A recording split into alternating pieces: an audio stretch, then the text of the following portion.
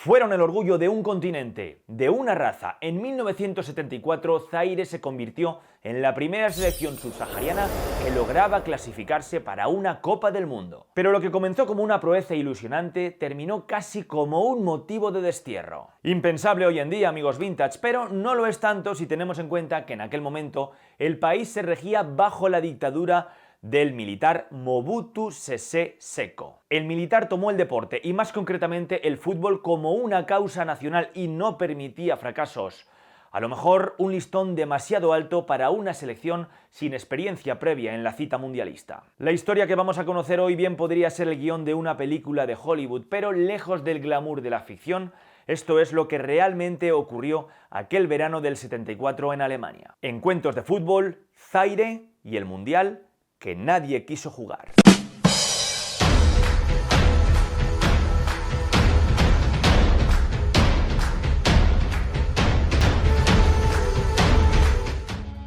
Hasta mediados de los años 60 el fútbol era anecdótico, en un territorio donde la inestabilidad política y social eran una constante. Con la llegada del teniente Mobutu al poder a golpe de rebelión, lo que antes era el Congo belga, la colonia del Congo belga, se independizó para denominarse República del Zaire. Siguiendo el ejemplo de otros países como Ghana, Mobutu inició el renacimiento futbolístico del país, implantó la profesionalización de los futbolistas y repatrió a muchos futbolistas zaireños que estaban jugando en Bélgica. Los trajo de vuelta y les vetó su salida al extranjero. En pocos años el país logró armar una escuadra formidable con jugadores como Kazadi Muwamba, considerado el mejor portero de la historia de Zaire, el fino centrocampista Ricky Mayuba o el delantero Ndiaye, que logró anotar 9 tantos en la Copa de África del 74, un récord que todavía persiste. Y claro, pronto llegaron los primeros resultados. En 1968 se alzaron con la Copa de África y con la llegada al banquillo del técnico yugoslavo Vidic, consiguieron su segundo entorchado continental en 1974.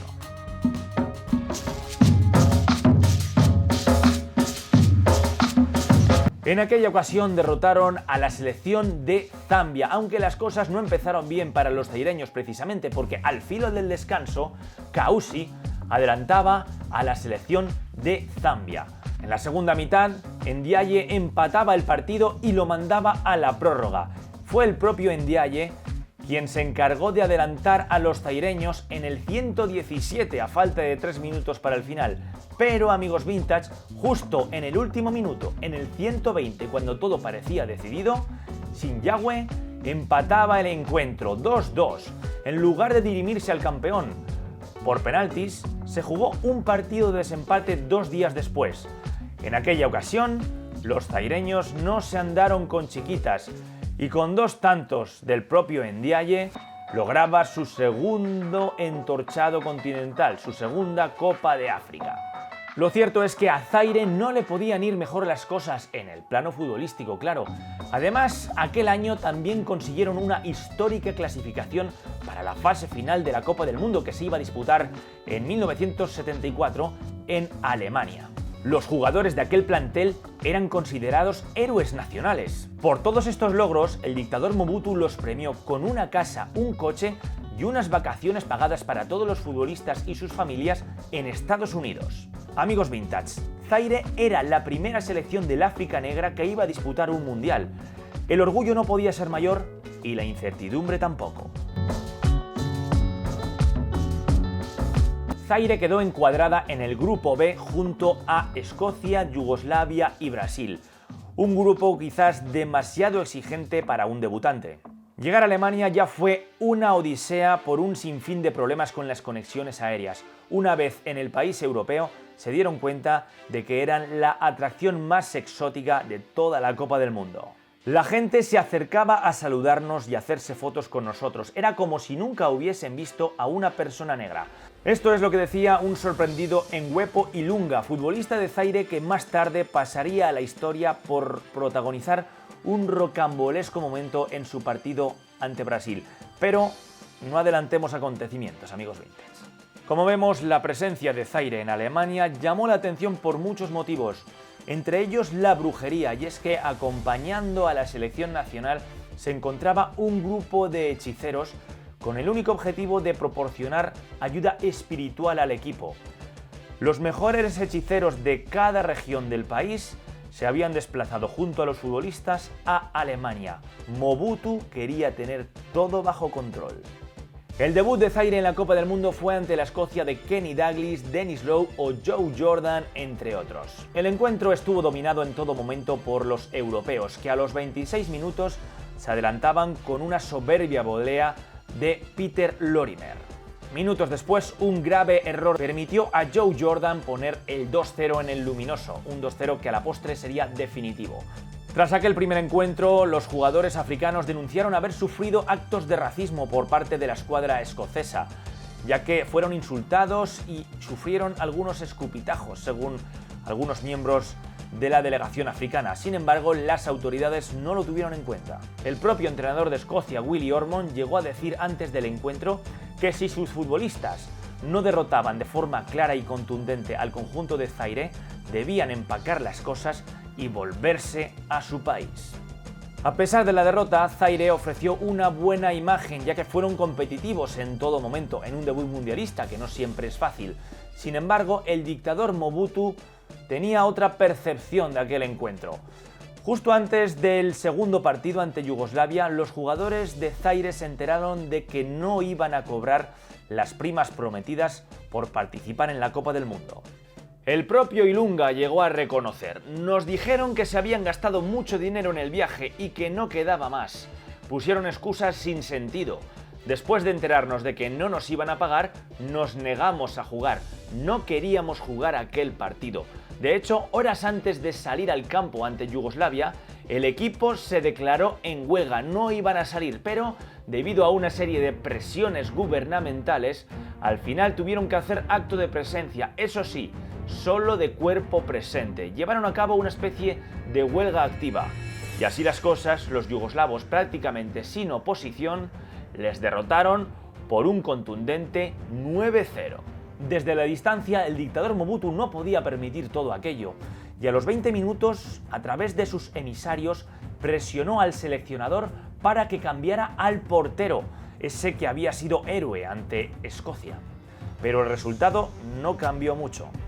Otro de los hechos llamativos de aquel partido fue la expulsión de Ndiaye por patear literalmente al árbitro en una protesta, aunque en realidad Ndiaye no había sido el autor de esa patada, había sido Ilunga. El árbitro le mostró la tarjeta roja al jugador equivocado.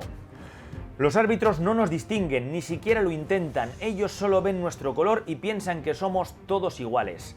Le dije que no fui yo el que lo golpeó, mi compañero le dijo que había sido él, pero no quiso escucharnos. Lloré terriblemente tras aquella injusticia. Esto aseguraba el propio Ndiaye, otro signo más de discriminación en este sentido. Como decimos, aquella paliza ante los yugoslavos enfureció y de qué manera al dictador Mobutu, que tomó represalias al instante. Vetó a la prensa en el hotel de concentración de la selección de Zaire y a través de sus guardias amenazó a los futbolistas. Si perdían por 4 goles o más ante la selección de Brasil en el último partido que les quedaba, no podrían regresar jamás a su país. La noticia cayó como un jarro de agua fría en todo el plantel. Brasil era la vigente campeona del mundo. Además, se jugaba el pase a la siguiente ronda en el último partido ante Zaire. Los brasileños debían ganar por un margen de 3 goles, justo el límite que les había puesto Mobutu a sus jugadores. Los futbolistas de Zaire saltaron al campo aterrados. Ninguno quería jugar aquel encuentro.